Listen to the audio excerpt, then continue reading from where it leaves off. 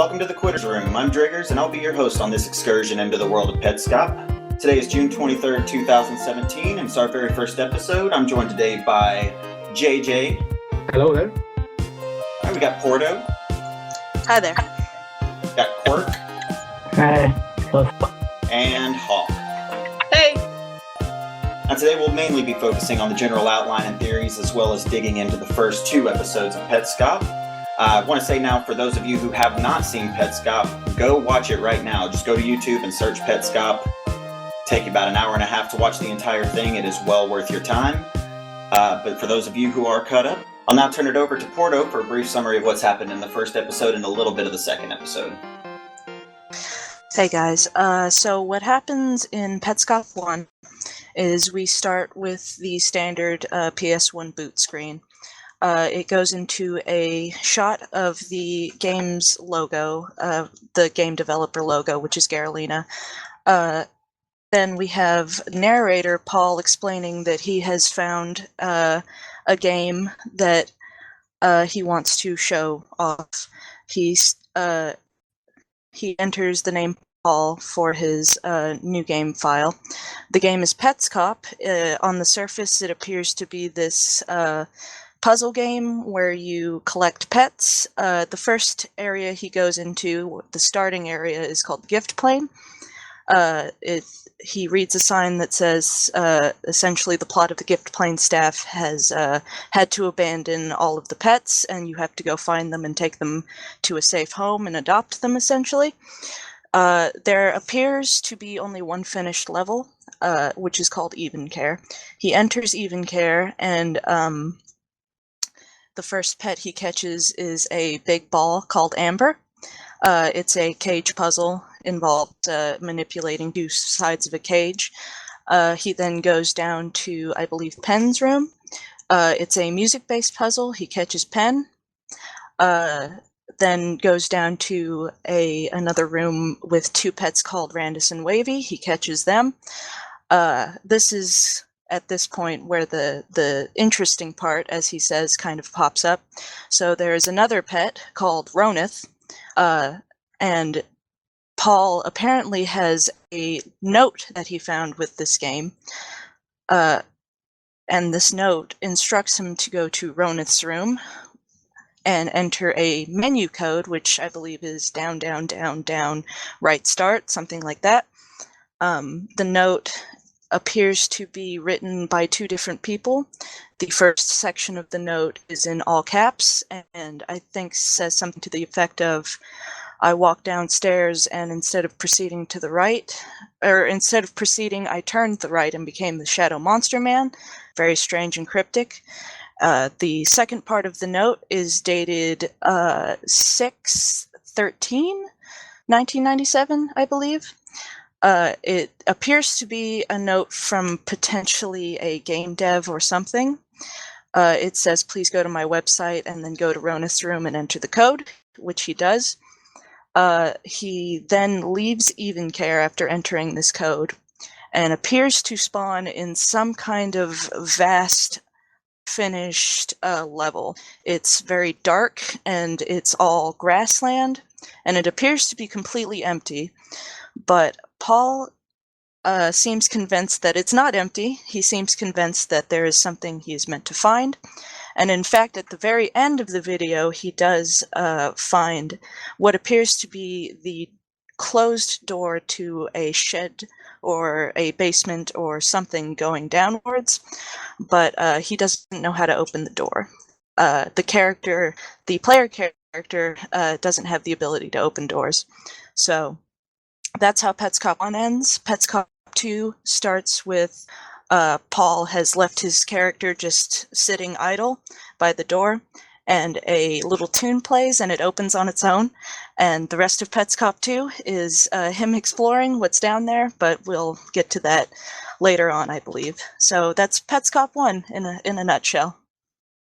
So there's been some parallels made to a story that went on in real life back in the year 2000 with a girl named Candace Newmaker.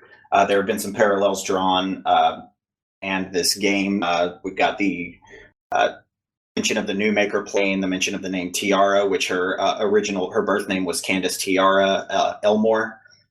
And so basically what happened with Candace was she was having a reactive attachment disorder to her new adopted family. So they decided to try this form of pseudotherapy called rebirthing, where 4 grown adults would smother her with pillows and tell her to get out as if she and it ended up killing her. So basically, the reason I'm saying this is because it seems to me like it's more just inspiration having to actually do with her. So yeah, what do you guys think about this theory? If I may, what I believe is that the Candace Newmaker connections are purely tonal, purely meant to evoke a certain feeling. Nightmind's video, which has gotten very popular, I think I think Nightmind's usually pretty apt on his discussions of things, but I think Nightmind's issue is that I think he was trying to be a little contrarian on this. Yeah, Everybody was saying, "Oh, it's about Candace Newmaker. It's about Candace Newmaker." And while it's not, it's very likely not about Candace Newmaker. The connections are strong enough that I think. May I add a bit, if that's cool? Yes. So the whole Candace Newmaker theory, I have done a crazy amount of study on this topic because this story fascinates me. It's so sad and it never really should have happened. But this game, I believe that it is in no way, it's not about Candace Newmaker. It's not gonna tell the story of Candace Newmaker for many reasons. One, there's a ton of new characters that never existed in New Life, and 2, it would just be bad from a storytelling perspective to tell a story that already exists, where you can just look it up and read it and be like, okay, I know the story. Yeah, that's a good point. That's another good point. Is Petscop to me has shown that it's very. I'm getting more echo. She muted. It's okay. I'll restart. That's another good point. Petscop to me has shown that it's a very finely crafted narrative. Making a video game itself is a lot of work. Making one that is there to suit a narrative you have to do a lot of crafting and a lot of planning, and you have to know a lot about storytelling mechanics and stuff like that. To chalk it up to, oh, it's just about this real life dead girl, it's you're not giving the story credit. And not only that, but just to add one more thing, don't leave the Newmaker family alone. Don't contact them. This has nothing to do with them. Don't bother them. Yeah, I agree 100%. May I interject, please? Yeah, go ahead.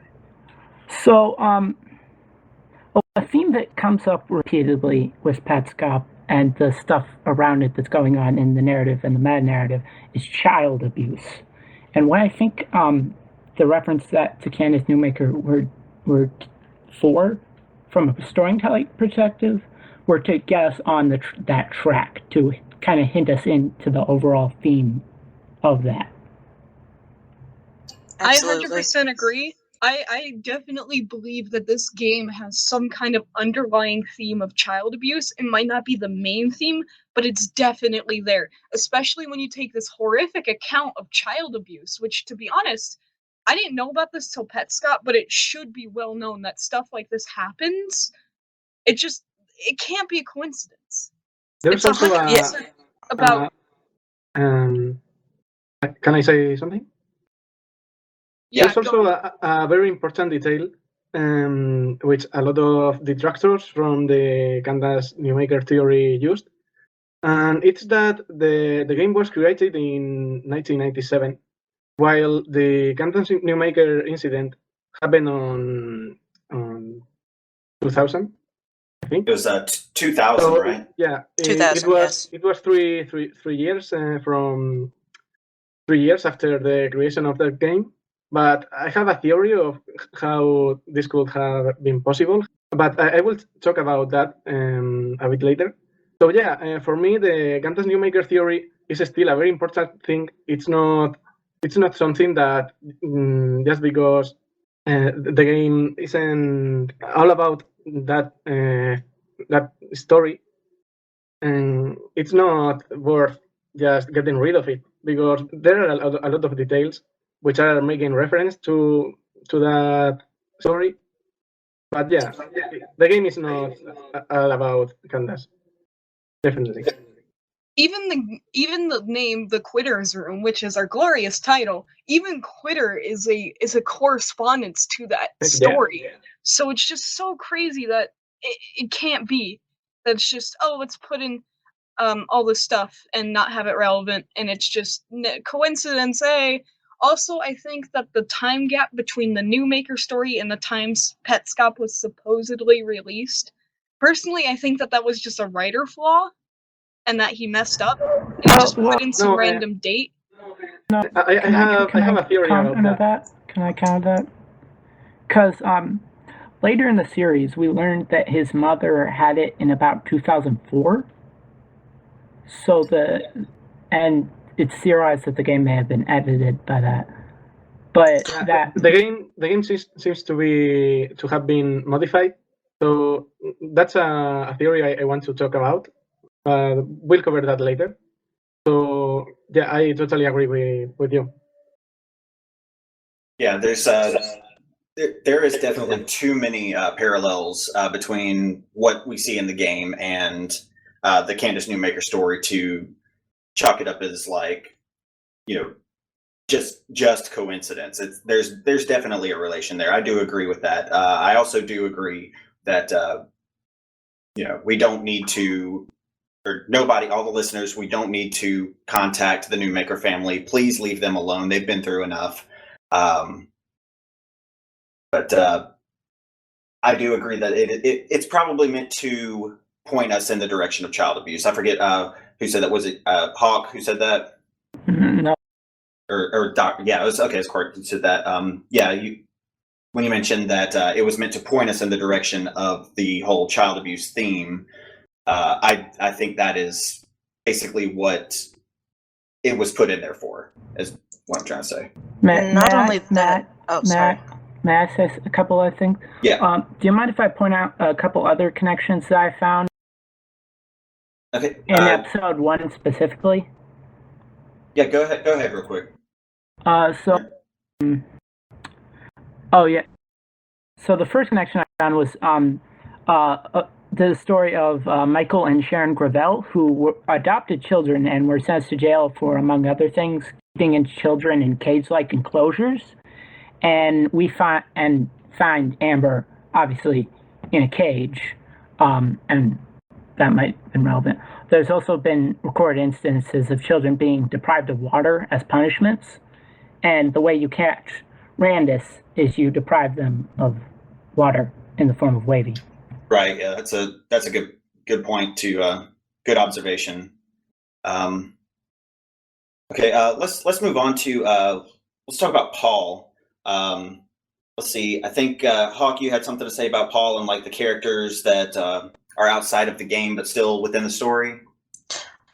Yeah, to be honest, I think Paul has something to do with the story that this game is trying to say. Almost certainly.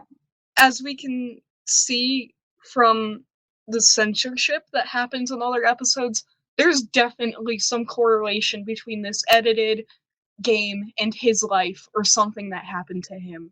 And I really think that this game was meant for Paul. May I interject a personal theory? Sorry if I'm being a bit Go ahead, man. This is what this is for. So Paul is pretty much a very clear example of an unreliable narrator.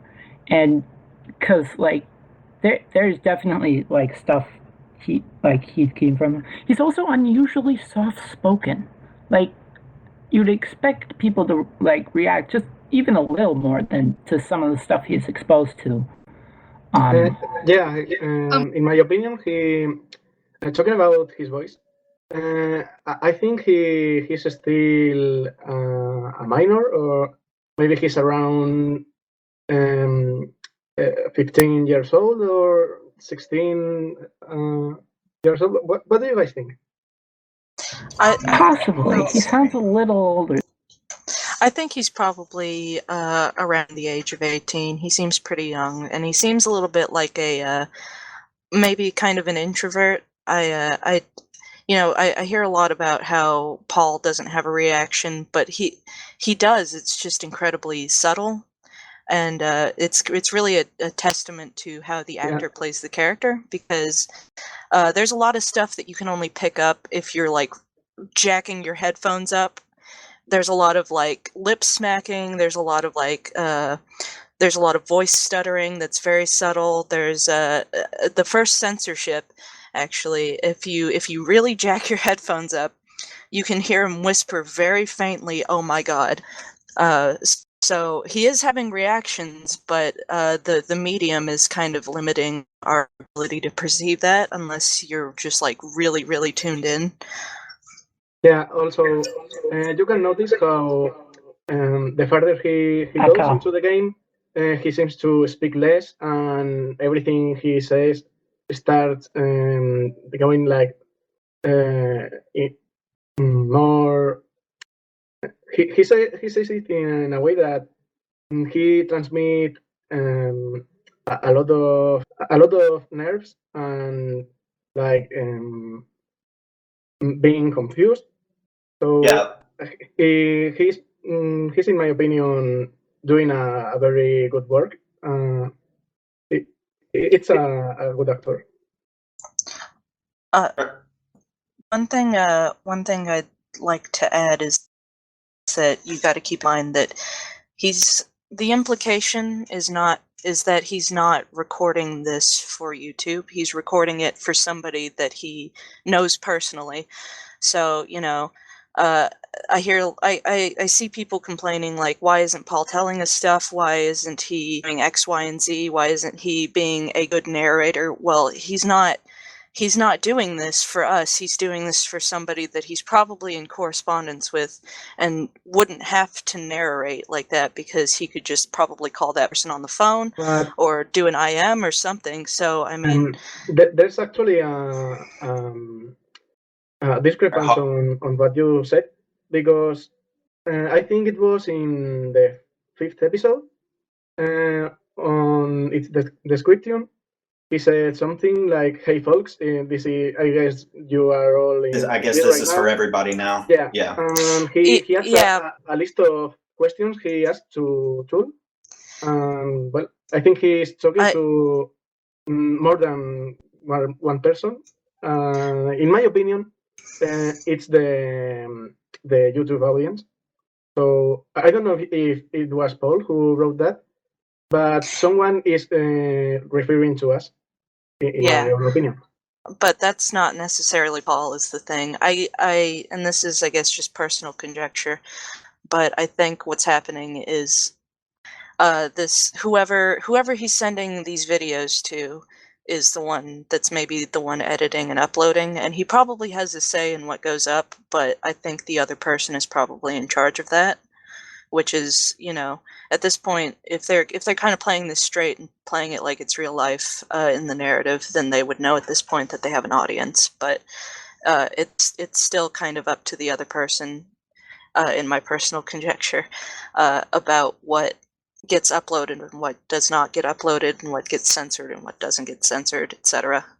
So I still think Paul is up recording these videos rather with the intention of, this is for one person and this is our personal project with me and that other person, right? I do agree, and I might go on a little tangent here because I have a lot to say again. Paul, there's again with this whole debate, is Paul good? Is Paul bad? Like, is he a good or bad narrator? Does he not react? Does he react like perfectly? I think that he is so good. It's just like, it's perfect.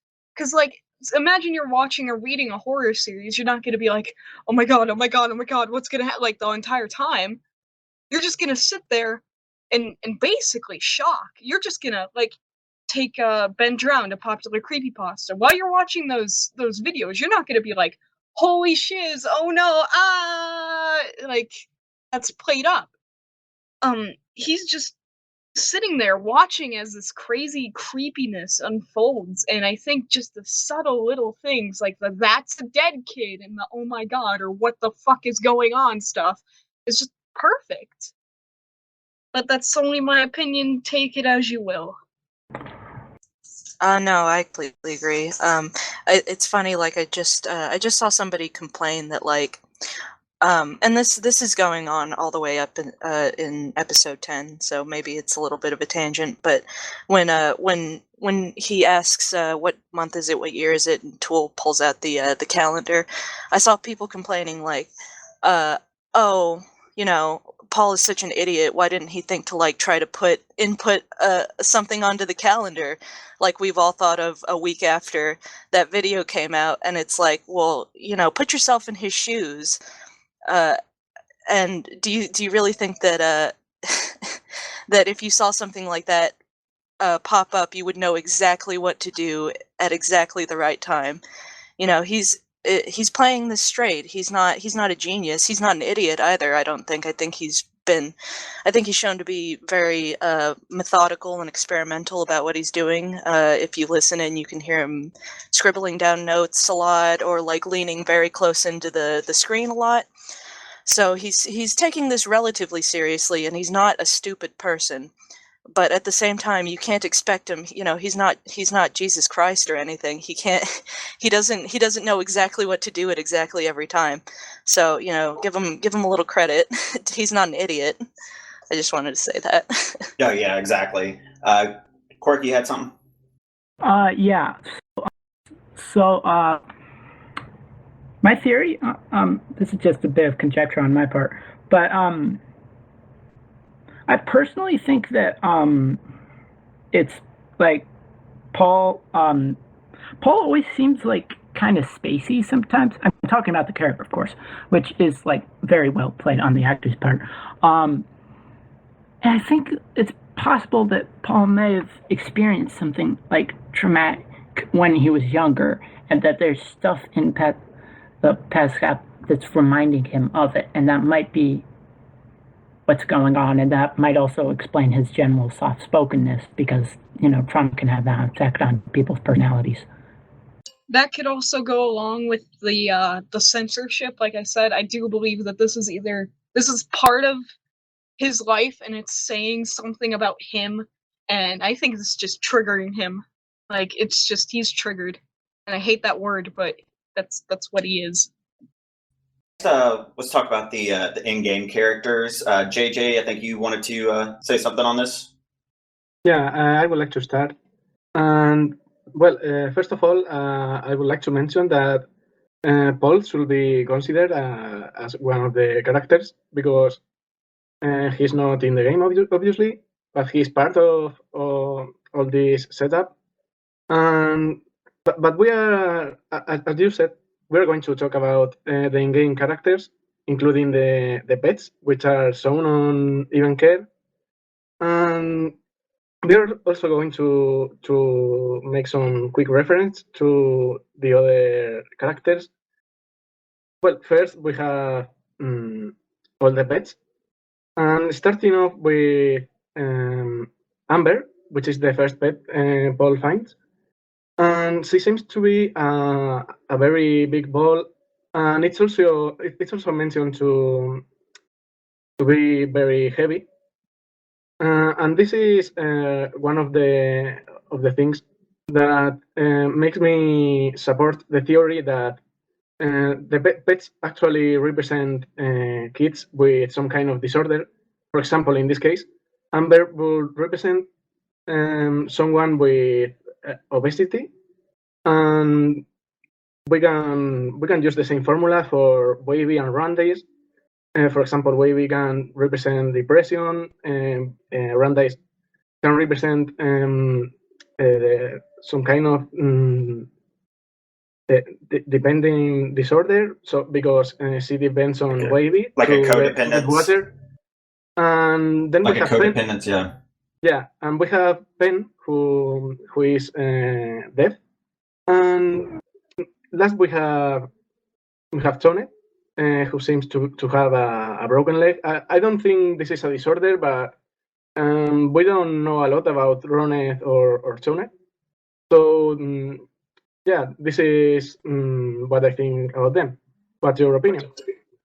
On pets, yeah.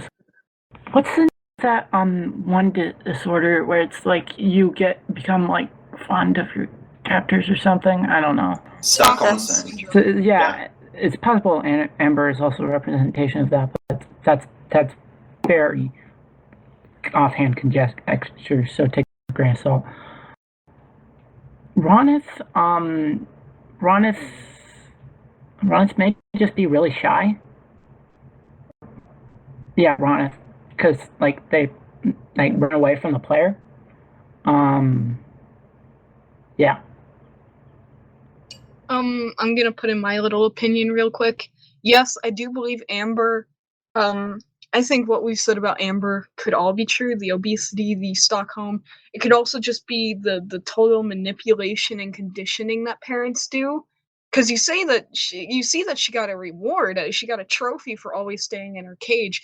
It could be a lot like, oh, if you stay in your cage, you're good. We love you if you stay in your cage. And then the child, Don't if we're do taking anything. it like a child, they'll think Make of our it. life easy.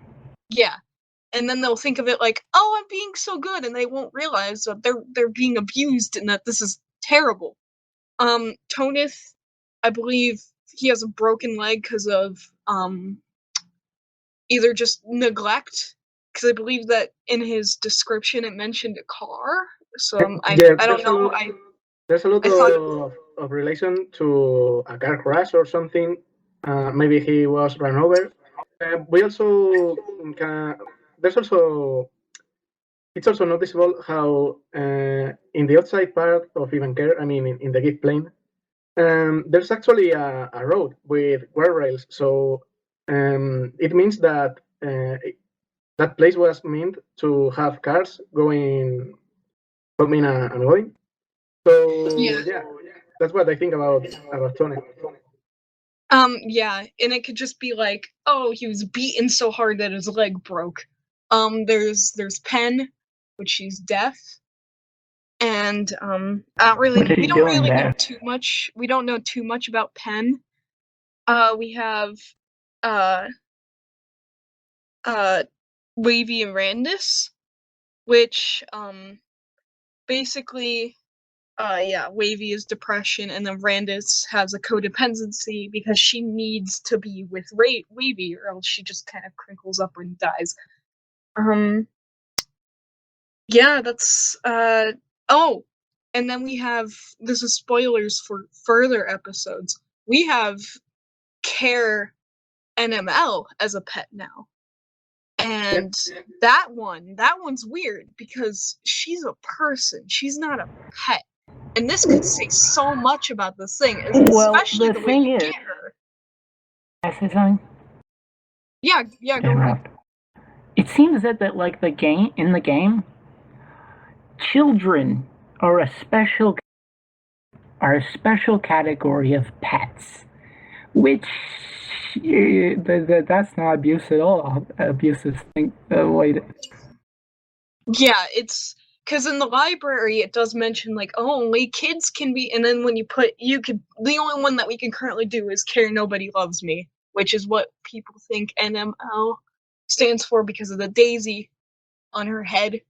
And the way you get her is weird. You gotta go to Even Care, and you gotta get on the treadmill in Pen's room, and you gotta set it so that it lands on Loves Me instead of Loves Me Not. Well, you have to go to a special demo version. Yeah, go ahead. Yeah, and it's very noticeable how Tonet is the only pet which is cocked. Well, apart from Care and LM, but we will talk about that later.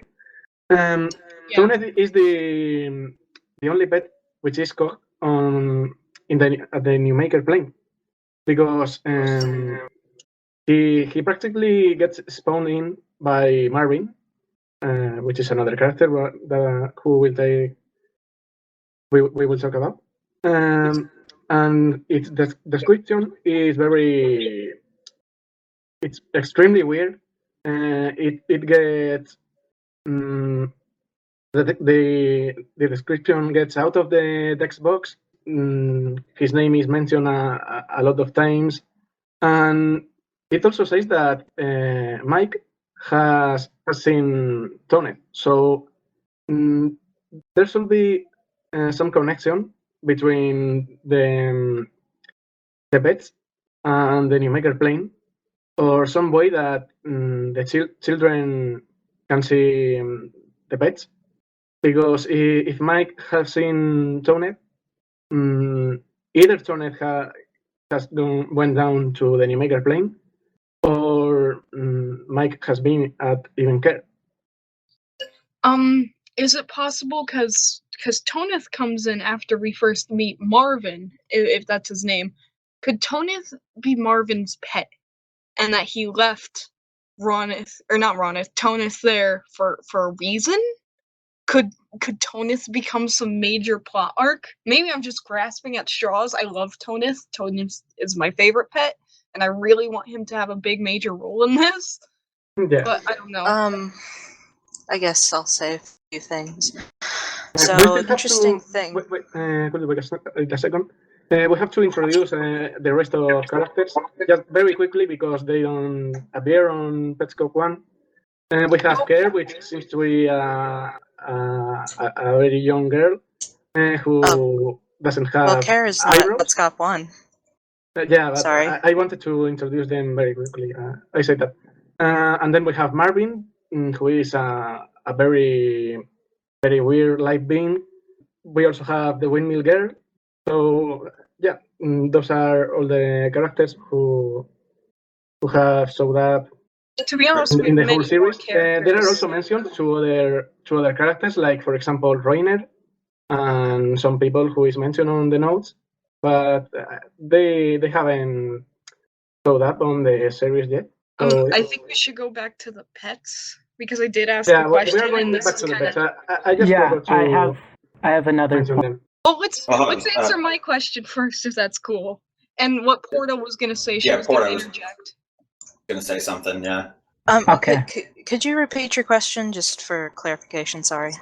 What I was saying is because Tonith was dropped off when Marvin came into we first saw Marvin. Could Tonith be Marvin's pet?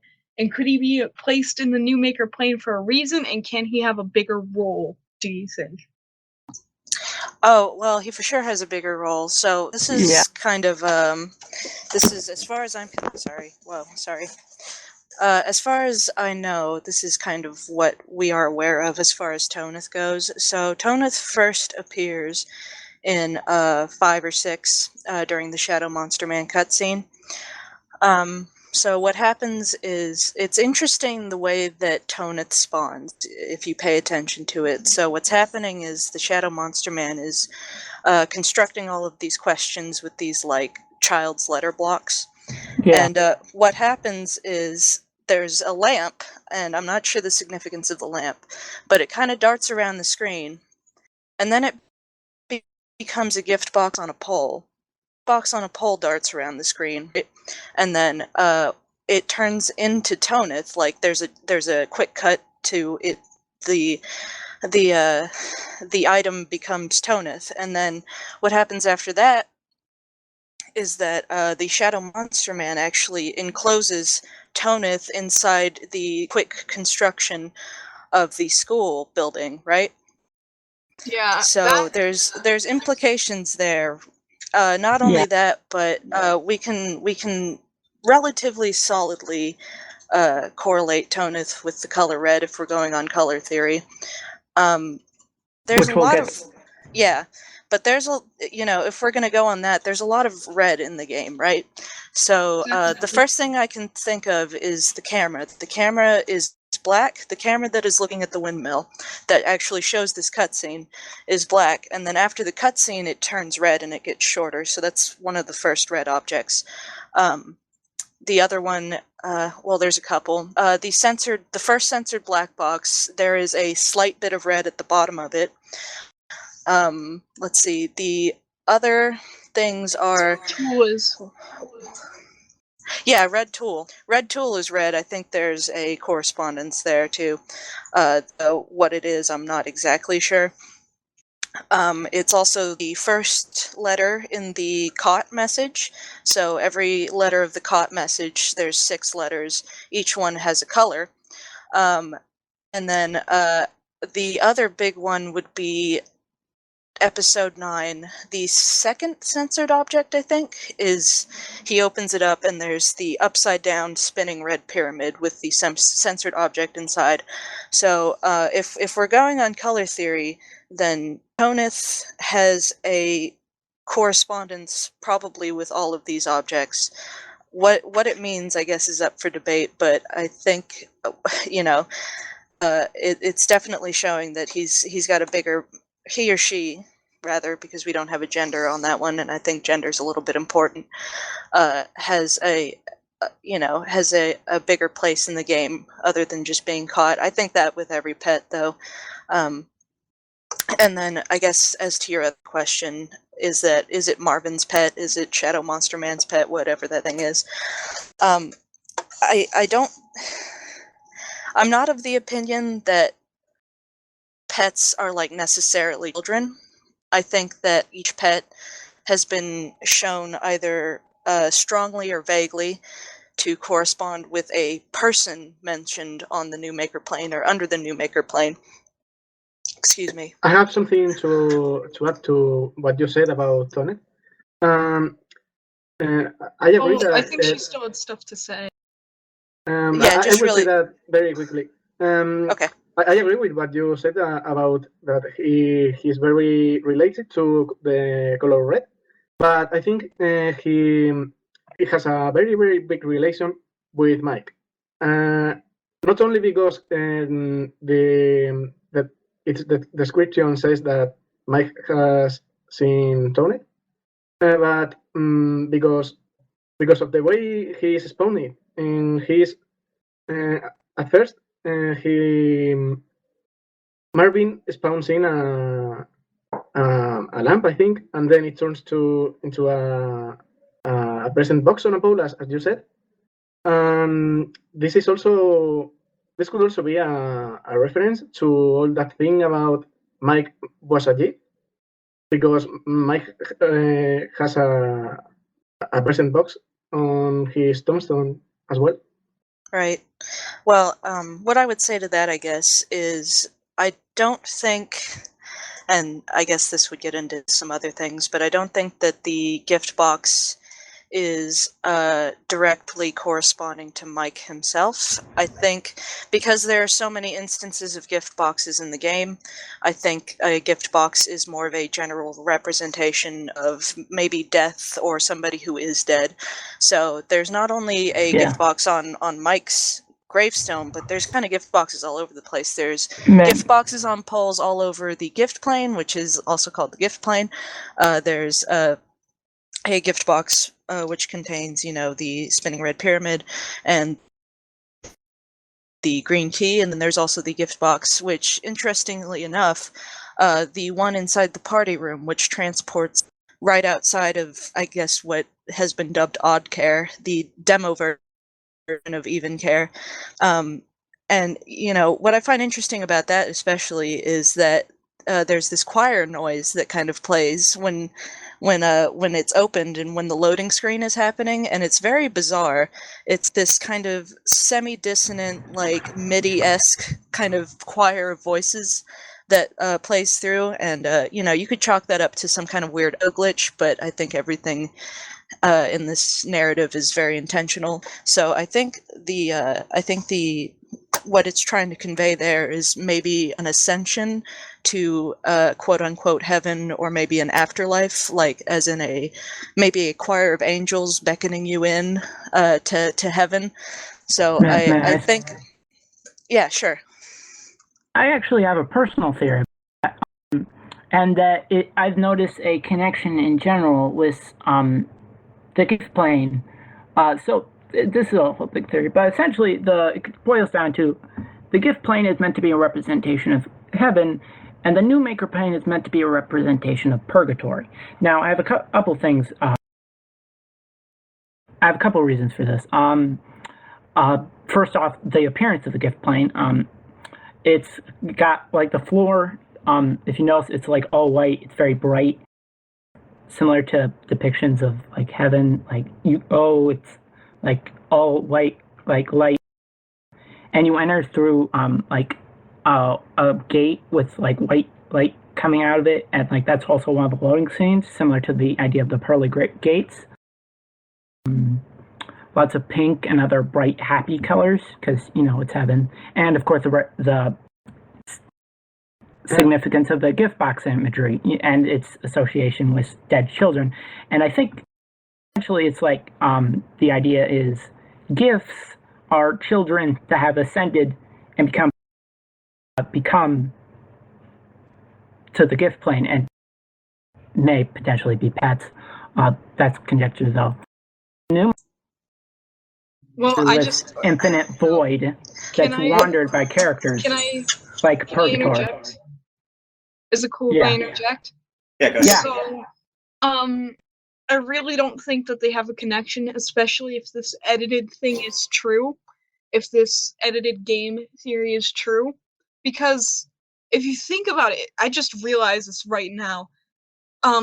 If it's edited, the weird room that's not the gift plane, but the Newmaker plane, if that's the edited part, even the name says it. The Newmaker plane.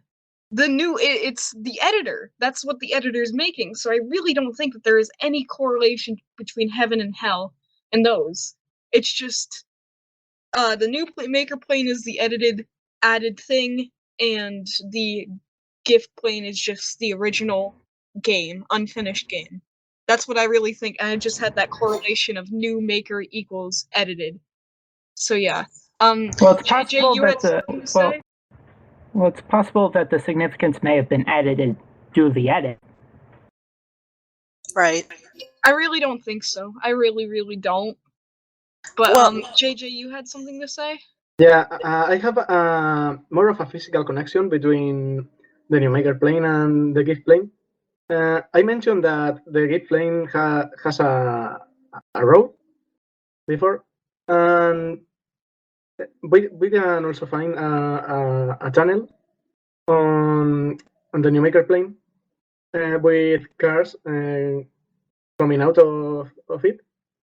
So I think roads are important because we can find them as well on some of the children's rooms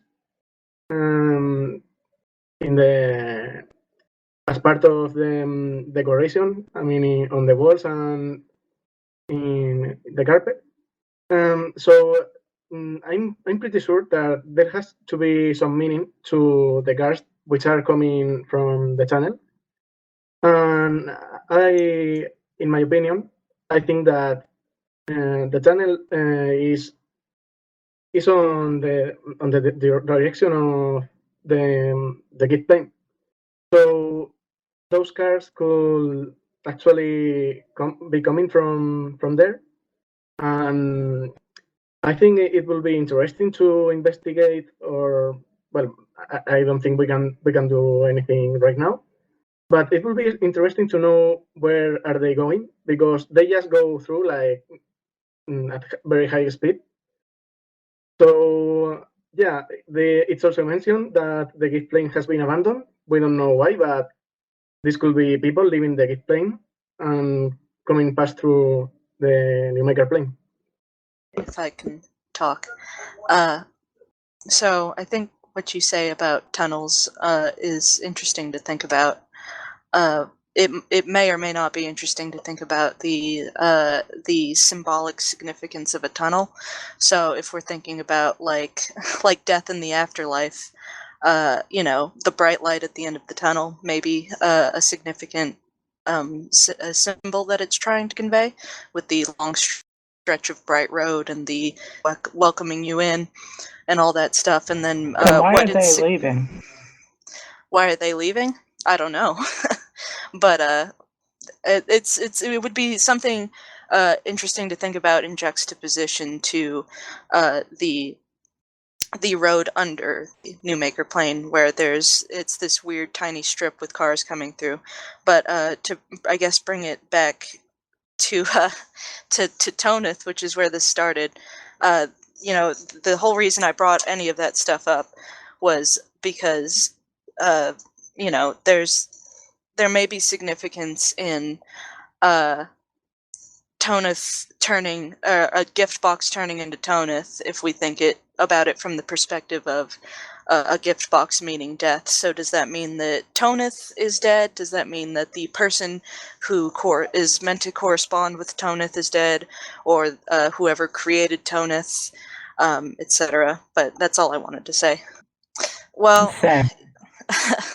I guess since we were talking about pets, I'll talk about my general idea of like the pets and the color theory and all that stuff. So, you know, people tend to be a little bit on the fence about color theory, but I think really the biggest issue is that there's misunderstandings about it. So, let me pull up my little doc here. Okay. So, there are solid pieces of evidence, and then there are things that are a little more in the conjecture side, and then there are things that are just completely conjecture. We cannot know. We just do not have enough information. So the way I think about color theory is I call it the COT spectrum, because when Paul catches a pet, there's a message that pops up. It just says COT. There's 6 letters, and each of the letters has a corresponding color with it. There's C, which is red, A, which is purple, U, which is blue, G, which is teal, green, which is H, and then yellow, which is T. So I guess I can, you know, if you guys don't mind me talking forever and ever, I can just go, or we can... That's what this whole thing is for. Sure. Okay. Sure. So the first color we can cover is red, I guess. So there are certain things we know about red, which I kind of already talked about with Tonith. So the first thing we know is that Tonith's name in the picture of 2 friends in even care is written in red. The next thing we know is that red tool is red, obviously. Then there is a slight glimpse in the first censored object of what appears to be a couple of red pixels underneath it. There is the second censored object, which is a spinning red pyramid. Whatever's censored is contained within this spinning upside down red pyramid. And then red camera, which after the windmill Shadow Monster Man cutscene, the black camera that is recording it turns red and is a little bit shorter. So now purple, it's the letter A. We know that Tiara and all of her quotes are in purple. The furniture in the visitor's room is a purple color. There's a purple umbrella in the Randus and Wavy room. In my opinion, Pink's ask box is purple. And in the Quitter's room, the note is written in purple, and it's tacked on the wall with a purple tack. As far as blue goes, we know that blue is the letter U. It corresponds to the amber, as well as quotes from Marvin, presumably Marvin's wife, in the notes left in Care's room. Teal is probably the most mysterious color. There's not a lot we know about teal. It's the letter G. The main piece, or as the community has called it, Dinglebop, is a teal color. And interestingly enough, this teal Dinglebop shape repeats in a good number of places. But the other big thing is that in the party room, the load screens are all a big close-up of this teal piece, this cone with a circle on top. The color green is H. We know that in the note in Care's room, the quotes by you, as put in the note, are green. The picture of 2 friends in even care, the name Randus, the pet, is in green. There's the greenhouse, and which presumably belongs to Marvin, and the green key probably to the greenhouse. So as far as that goes, we can pretty solidly correlate Marvin to the color green. Marvin also has a green head, so. And then the last color would be yellow, which is the letter T. All we kind of know is that it corresponds solidly to Care, probably to Care NLM. Maybe specifically her, maybe not. Maybe all versions of Care, we don't know yet. What we know about that is, let's see, there is a yellow pinwheel in the party room next to a slice of cake.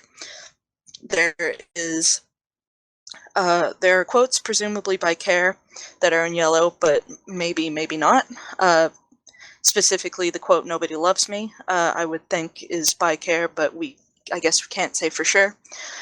And, Care has a daisy, which is yellow in the middle, and there are yellow varieties of daisies as well. There's also, I forgot about this. In right before Red Tool's room, there's that window, and it's got this really weird shape in it. This what appears to be some kind of strange moving contraption. There's a big piece that is red that's sticking into a kind of C-shaped piece, which is yellow. And this animation, I believe, stops when the windmill stops or when the windmill disappears. I'm not exactly sure, but that's what I've heard. So as far as that goes, that's the main 6 colors. And there are a couple other colors, but I think I'll save that for a little bit. But so from what I've gathered, there's kind of what's going on is that for every pet, there's a color. And then for every pet and color, there's also a person. So the only ones that we can really absolutely solidly correlate right now are blue to Amber, the pet Amber, and blue to Marvin's wife, presumably Marvin's wife. So that's a person, a pet, and a color. And then also green to Marvin and green to Randus. So again, a person, a pet, and a color. As far as another solid connection to a pet, there is red to Toneth, excuse me. There's red to Toneth, but we don't exactly know who the person corresponding to that is. I think if we do a little bit of conjecturing, Toneth is one of the 2 people in the picture of 2 friends, and there seems to be a parallel with the picture of 2 friends and the photo of Marvin and his friend in front of the windmill from 1977. So I think we can correlate Red and Toneth with, let's just call her friend for now. Let's see, going to purple. Purple is a little bit weird. We don't know that a pet corresponds to purple, but we know that a person corresponds to purple, and that's Tiara. But we don't know which pet that would correlate to. There's kind of not really much solid evidence, I would say. I'll get back to that one, actually. So I guess next most solid correlation would be yellow. So we know yellow is Care, perhaps specifically Care NLM. The thing about Care is that her room, her shed, her daisy has a direct relation to the treadmill in Penn's room. And we see that there are other rooms like this, specifically Amber's room. So Amber's room, the cage is in control of which side of the Twitter's room is open, or both sides. So I think there might be a correlation between Penn and Care and the color yellow. Now, again, this is kind of conjecture, kind of conjecturing out. Strongest, I guess, would be purple. Now, to go into purple, I think I'm going to have to go into pink, because purple and pink are a little bit weird. So pink is a color that is not in the COT spectrum of colors. It's kind of out on its own. And for a long time, the understanding, I guess, pretty much in the entire community, was that the color pink corresponds to Michael Hammond, because Michael Hammond's name is written on pink on his gravestone. So the understanding in the community seemed to be that Mike's color was pink because Mike's color is written as pink on his gravestone. But the interesting thing about that is that it's not written in pink anywhere else. So to be fair, his name is written as Mike almost everywhere outside of his gravestone. But even on his gravestone, it's not written in pink because it says Mike was a gift underneath his pink name. So I don't think there's enough evidence to correlate pink with Mike specifically, especially considering it's not a color in the main spectrum. So what I think is happening is I kind of think it was both a clue and a red herring. So what do we know about the color pink? Well, it's Mike Hammond's name on the gravestone. Pink Tool is pink, right? Pink Tool writes in pink. It writes in the Quitter's room in pink. There's during the Shadow Monster Man cutscene, there's the pink screen with the black disc. The Windmill Girl's dress is pink. Wavy's the primary color of the gift plane and all the gift boxes exactly. is pink? Yes, True. I was going to get to that. Thank you. That's actually a big one. But Wavy's bucket is pink, and the lampshade, when Paul pulls up a Care with Eyebrows room, is also pink. So what we're saying here is there's a lot of pink, and it's kind of all over the place. So with the other primary colors, they're kind of, you can relate them pretty easily. You know, Marvin has to find his house. Marvin has a green house. Marvin has a green head. It all kind of wraps in together. You know, yellow pinwheel, that could have something to do with care pretty easily. But the thing about pink is that there's so much pink and it's so all over the place that I kind of don't think that it can correspond to one person singularly. I don't think that it corresponds directly to Michael Hammond. I think pink is actually a representation of death. So I think his name is written in pink on his gravestone as a red herring to make you think that his color is pink.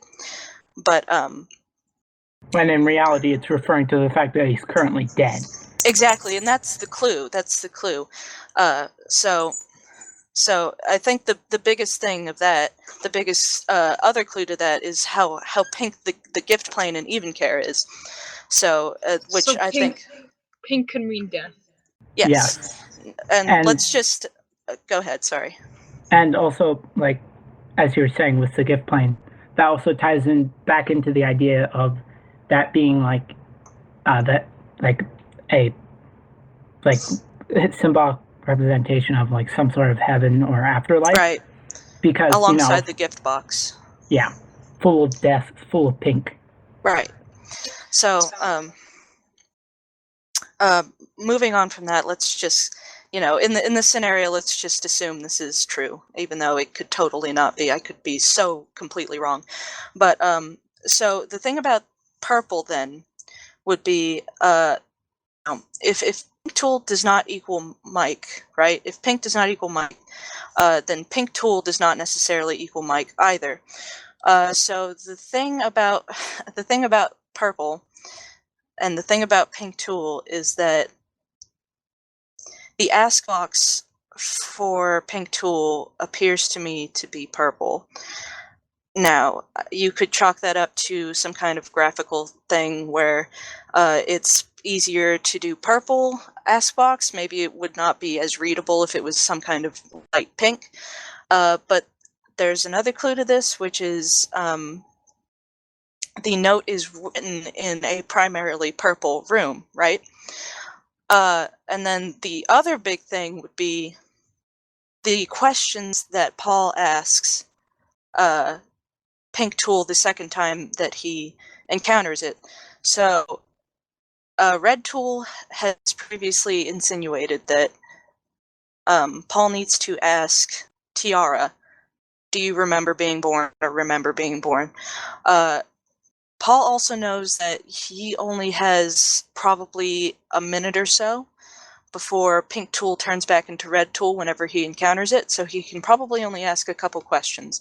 So his first question to Pink Tool the second time he encounters it is, who are you? And alongside asking, who are you, he also says, even though we already know that by now, probably, something like that. And then his second question is, remember being born? And I would pose the question, why would Paul ask Pink Tool that if he thinks that Pink Tool is Mike? Why would he ask anybody but Tiara that? So I think Paul at least thinks that he's talking to Tiara through Pink Tool. The insinuation of this would be that Tiara is maybe dead. All that, going back to my original thing, I think there's significance in Wavy being poured into a pink bucket. I think maybe when we're dealing with Wavy, we might be dealing with Tiara, a correlation between Tiara and Wavy. So I'll try to quickly move on to Teal. Teal, we don't really know all that much about. Again, it's pretty significant in the party room. There's pictures of Teal Dinglebops on the floor in the previous room to that. So I get the feeling that Teal will come out to be Ronith and correspond with Ronith. I also think that it would correspond to Marvin's daughter, who we don't really know that much about. We know that she's at Marvin's house. We know that Marvin's friend was, quote unquote, reborn as his daughter. So I would just say be on the lookout for any correlations between that in future episodes. Sorry for taking up so much time. I have a lot to rant about. It's all But right. I can. It's all I know right. you guys want to move on. Well, No, JJ wants to say something. Yeah. Well, first of all, I find very interesting everything you said. I totally agree on that. The color theory is very misunderstood, and I also have a couple of things to say. First of all, I think Tool is some kind of communication device because I think Pink Tool is someone talking through that tool, and Red Tool is will be something like a regular state. When Tool is red, which is also seems to be like a darker color than when it's pink, maybe indicating that it's turned off for maybe. Tool then just works like an oracle, so Paul can ask questions and it will answer. We can also notice how when Tool is pink and Paul tries to ask a question, it completely ignores him because I think it's someone trying to give a message, not to answer questions. And I personally think Pink Tool could be Mike. I'm not entirely sure because, as you said, there are a lot of facts that may contradict this. But I think that apart from being a communication device, tool can also be used by dead people. I'm not entirely sure, but I think it can be used as that. Yeah. So Tool is kind of like a reverse Ouija board. The dead talks to the living, or I guess it would be just a regular Ouija board-ish kind of thing. Something like that. I have another thing to say. As you said before, the god from who seems to be Marvin's wife, who also seems to be Kerr's mother, is in blue. And there are a lot of drawings of a blue tool in Tool's room. We can also relate Kerr to drawing because we can find crayons in a couple of places which are related to her, and those are the flower hat and her own room. So my theory is that Care is who drew those drawings, and that Bluetooth could be Care's mother using tool to communicate with Care. So I think we will see Bluetooth probably very soon, and I hope this theory gets proven. What do you think? Yeah, I mean, I agree with the whole color theory thing, and I do agree with all that. I want to go on to the next topic, if that's cool. Just the notes topic. So, the first note, the one that the adult kind of one, we can assume that it's probably from the editor if we're going with the reverse game theory, or not the edited version of Petscop. And the second note, I have two theories for this. There's one that it was someone close to the editor, and that they just got a hold of the game and then wrote on their little note, or it could be like the creator's son or something, or it could be that there's multiple players of the game that have already played this game before, and that gets kind of weird because Paul, it seems that Paul has a kind of emotional connection to this game and it's referring to him. And to be honest, I'm getting real 13 Reasons Why kind of vibes from it if there are multiple players. Because that means there has to be at least one player before it if we're going to the fact that the second writer, the child writer, is not with the editor. Well, the But game is presumably like 20 years old. true, that's the thing too. I mean, I could be so unbelievably off with the stupid 13 Reasons Why theory. I'm just gonna call it that. I think that there's a possibility that because of that there's two notes and they seem to be from two very entirely different people. So that leads me to believe that there were other players of this game before Paul. And because it has an emotional connection to Paul, it might have an emotional connection to these other players as well. But I could be so unbelievably off. I probably am. That's just what came to mind.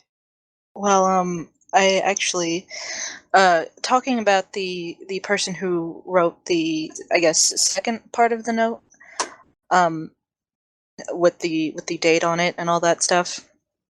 So, there's something interesting in Petscop 8, I think, the one where Marvin appears and he is trying to move along a path and can't because he's blocked. So at the end of that, he's talking to somebody. It sounds like he's talking to some woman on the phone. And the way he talks to this person, some people think that it's whoever he's making these videos for.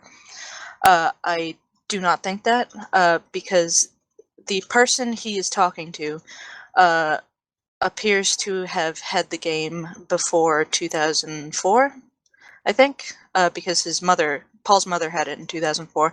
So this is somebody that has played the game before, and I don't think that it's the person he's talking to through the videos or the person that he's making these videos for, because there are other instances where like when he tries putting pets inside of the child library slot, he says something interesting. He says something like, "Oh, I guess I'm an idiot because I wouldn't have thought to try that." So the person he's corresponding with through these videos, I think, is giving him hints or telling him things to try.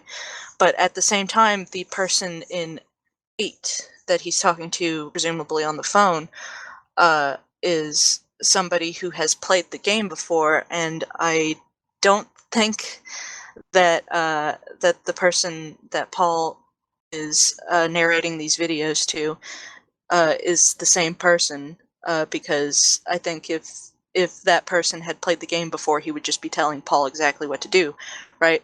So I'm kind of getting the impression that because there is a quote-unquote website on the sticker on the note, or on the game, that he may or may not have gotten into contact with the person on the note, right, through his or her website, and is now talking to somebody who has played the game before. And I'm kind of getting the impression that it's either maybe the developer, a developer, somebody who worked on the game, somebody who was commissioned to make the game, either that, or it's just somebody who the game before and maybe chronicled their findings on this game on this website, maybe, or what was the other thing? I guess yeah, that's pretty much it.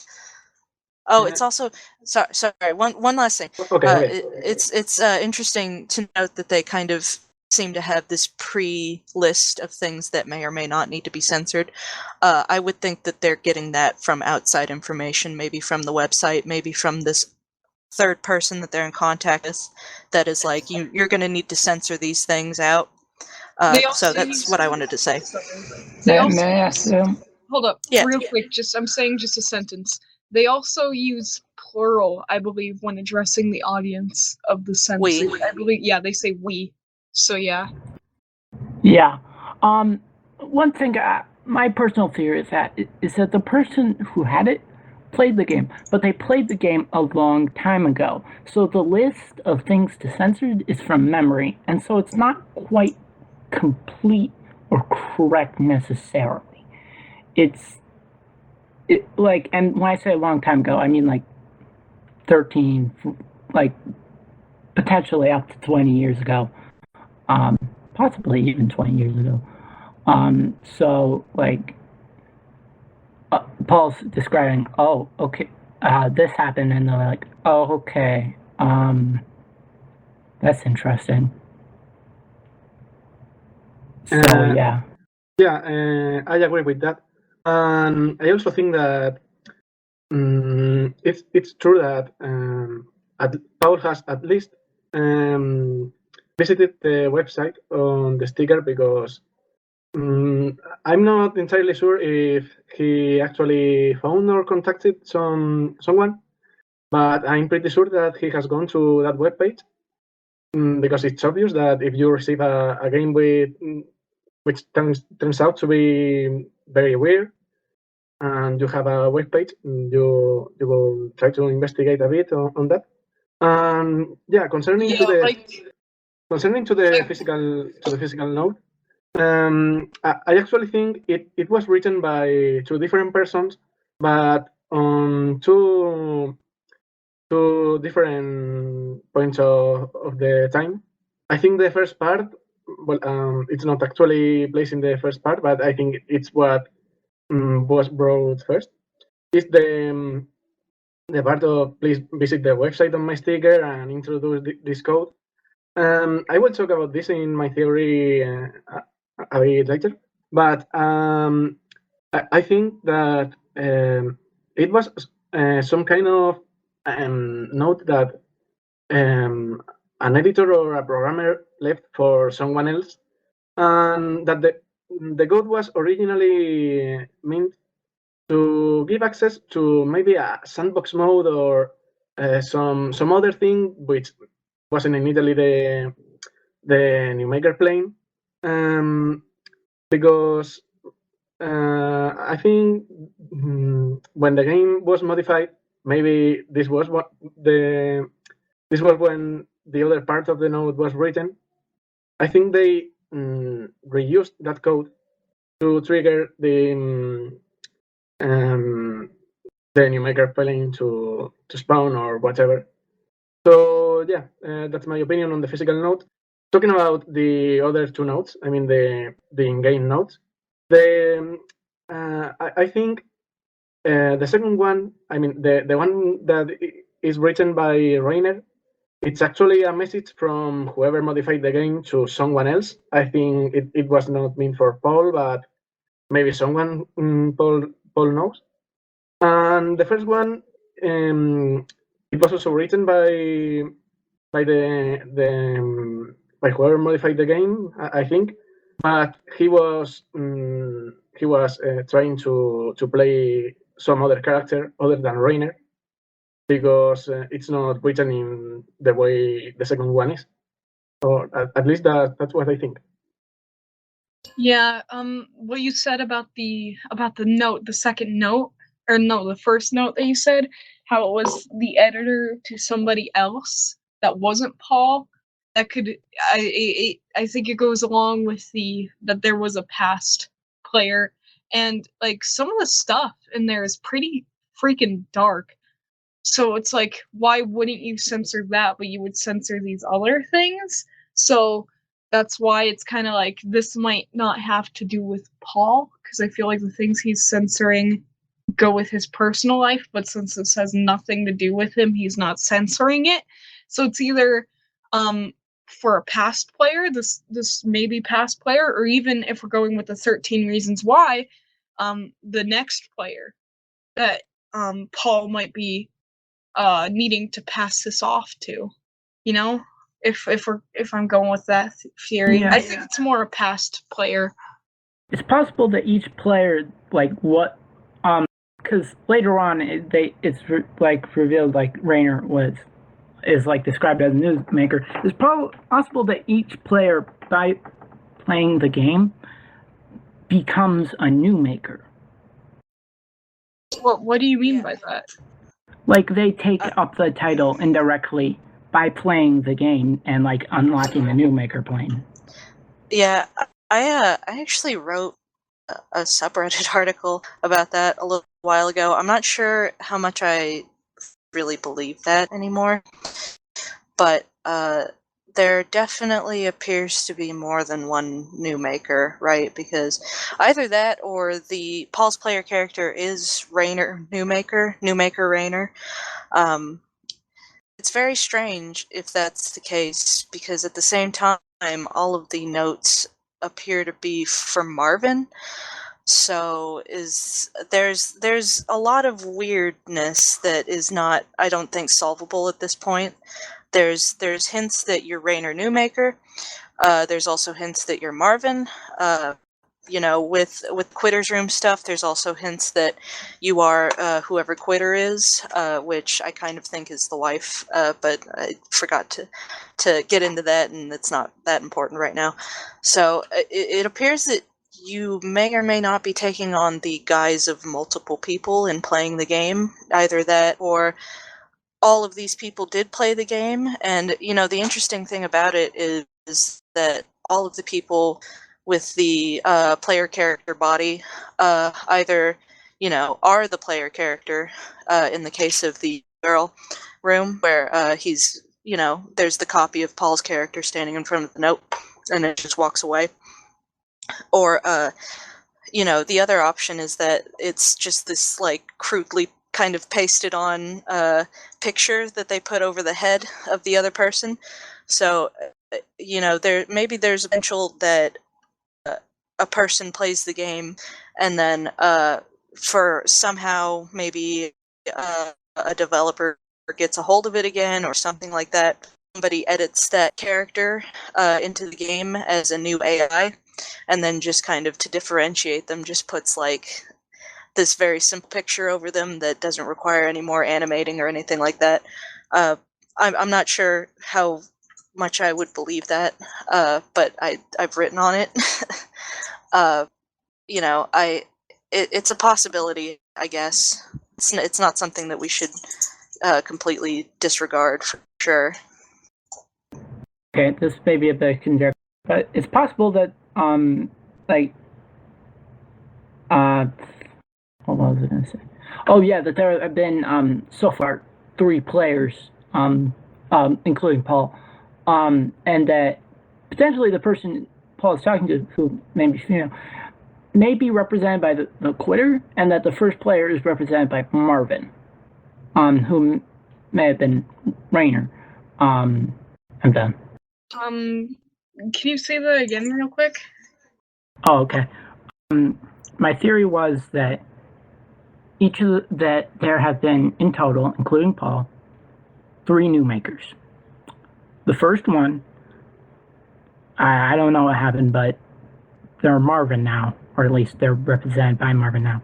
The second one, like, got too freaked out and quit playing the game, and that they are now represented in game by the quitter.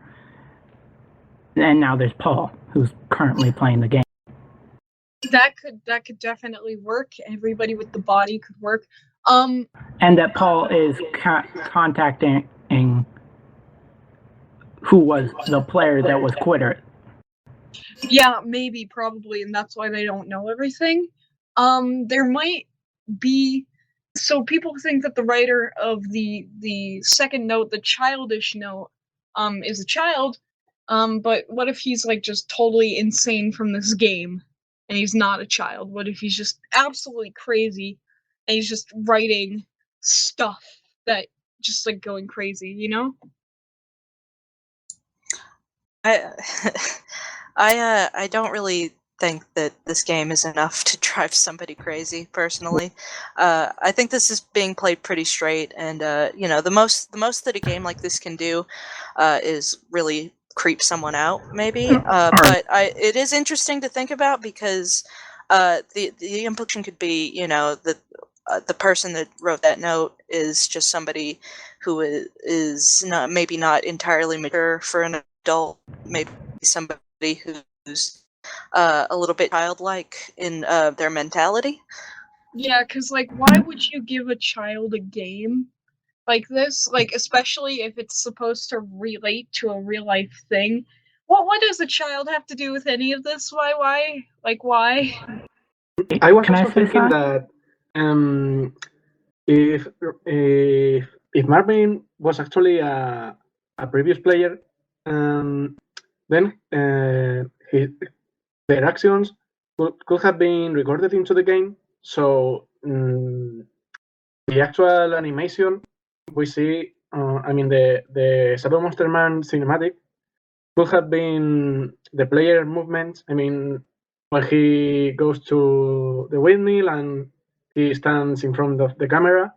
But I think this will contrast with all the other things that look pre-programmed, like when he starts spawning stuff, like where's the school, and he starts writing messages with the blocks, and also when the player meets Marvin, he moves like it was pre-programmed, because he just goes to one place and starts like moving in circles, and then moves to the next place. So I don't know. I think Marvin is actually an in-game character, and I don't think it has a lot of things to do with a previous player. But I actually have a theory about that. So later on in Petscop 2, there's a perfect mirroring of like the treadmill in the demo and him walking. And I think that's meant to show us that the game like can use the demo feature to pre-program actions. And it's possible that they like using the demo feature, like it could have like programmed, it could have like just replayed like how Marvin as the original player like moved.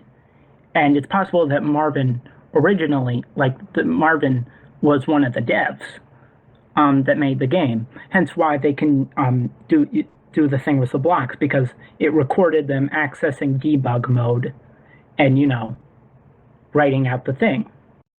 That could work, except for like the things he's writing wouldn't really be something a dev would say. I believe he asks like, where is my house? And if he's a dev, he would know exactly where, everything is. So it's kind of like, why? Or I got that totally wrong. I'm pretty sure he spelled out, where is my house? He did. But yeah. Okay. Let's start wrapping this up. Let's do our quick one-off theories. Anybody got any quick ones?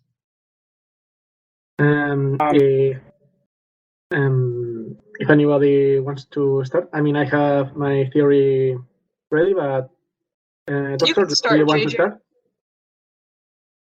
You can Sorry? start, JJ. I gotta get my stuff Yeah, ready. you can start. So, Yeah, okay, then I will start.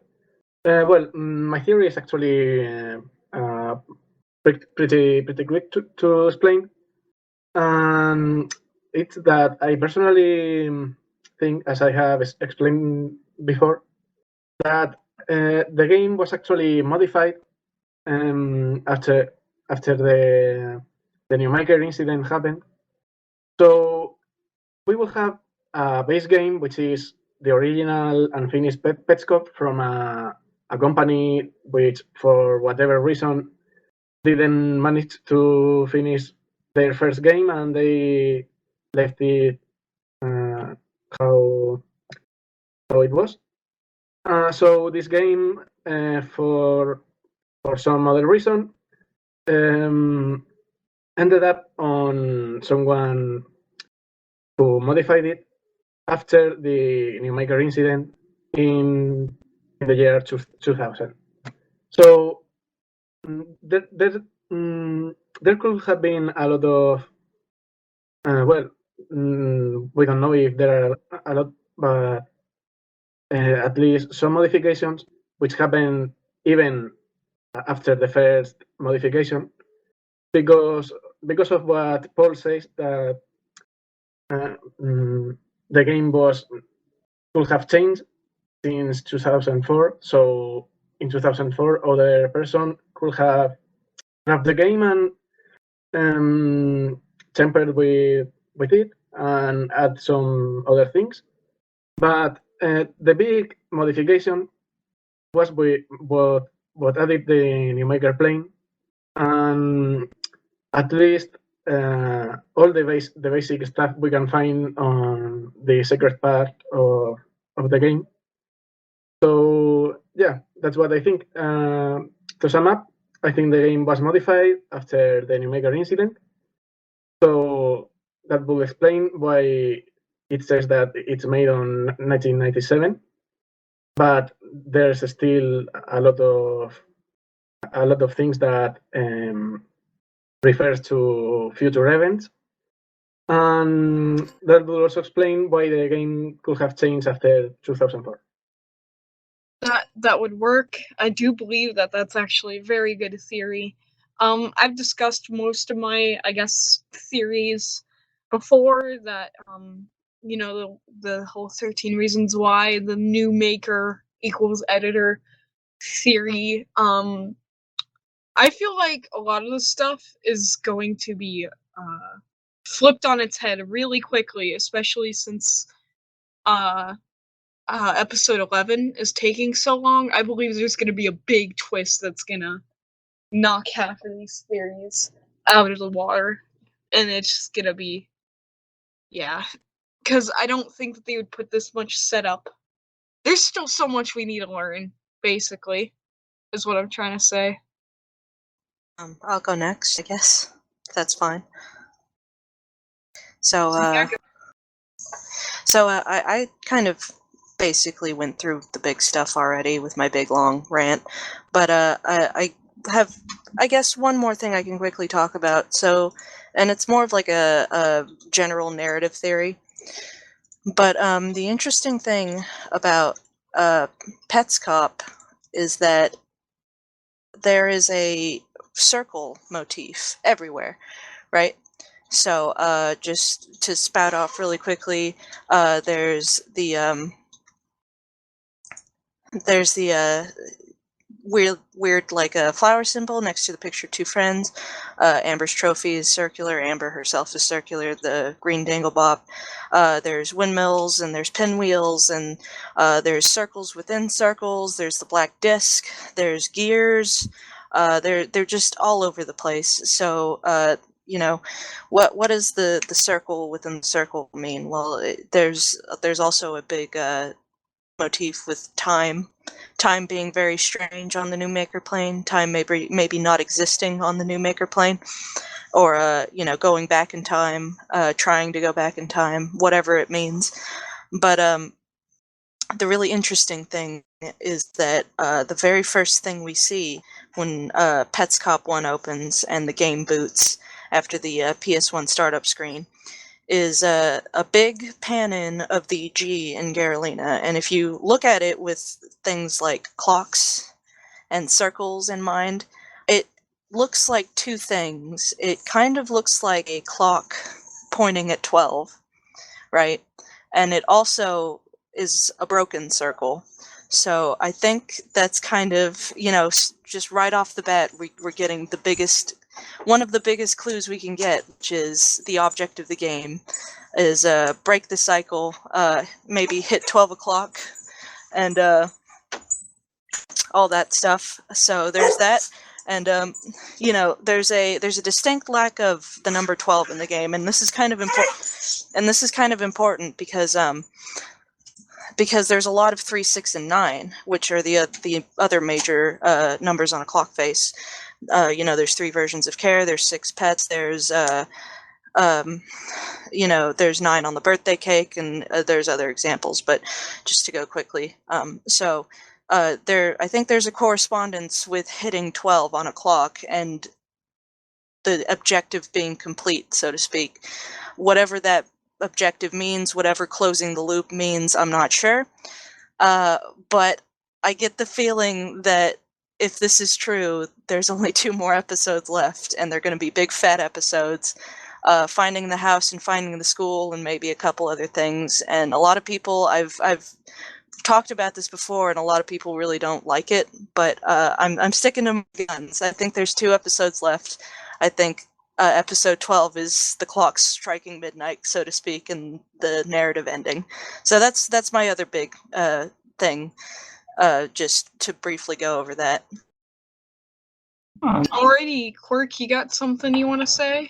I've mostly talked about everything. I discussed my major series, really.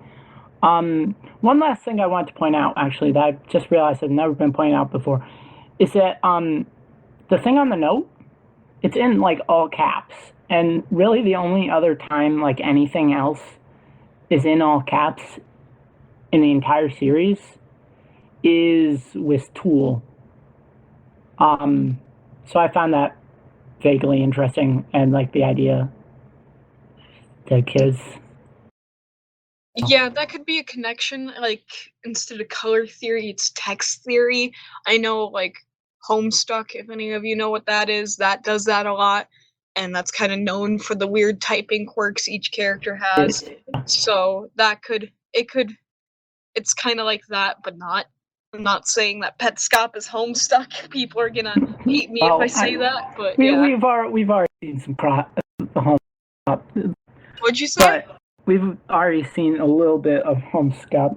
I've actually noticed that like Petscop and Homestuck seem to have like fandoms that overlap, but I don't know. They do? I've seen like a couple people who like Petscop and also like really like. I really love Homestuck. I know JJ used to have John as his icon. I love Homestuck. My computer is covered in Homestuck stickers. You know, so, like certain characters are identified by not only by color, but also by like the way they write. Yep, and that's something that I see that we're starting to see a lot in Petscop, and maybe Petscop took inspiration from that, but I'm not saying like, oh, Petscop is Homestuck based confirmed. It's just like maybe they drew inspiration, maybe they didn't. But that pretty much wraps up everything I want to say.